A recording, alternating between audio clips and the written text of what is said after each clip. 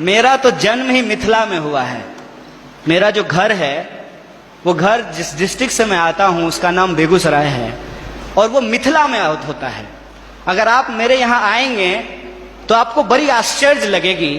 हमारे गांव में हर साल ये जो अगहन का महीना होता है हिंदी का, उसमें अयोध्या से बारात आती है और लड़के आते हैं बाराती बन करके और राम लक्ष्मण आते हैं बर बन करके। और हमारे गांव में राम जानकी मंदिर है जहां पे हर साल राम विवाह होता है। और मैं मजेदार बात आपको बताता हूं, मिथिला के जो लोग होते हैं वो राम जी को गाली देते हैं। पता है क्यों? क्योंकि मिथिला राम जी का ससुराल है और इस लिहाज से वो राम जी का को मजाक करते हैं।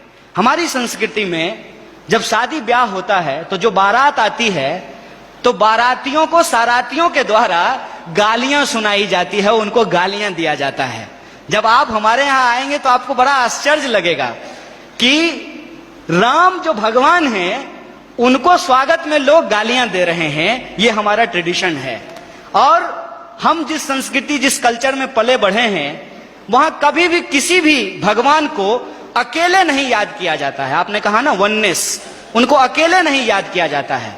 हमेशा राम को सीता के साथ और राधा को कृष्ण के साथ याद किया जाता है। ये हमारी परंपरा रही है।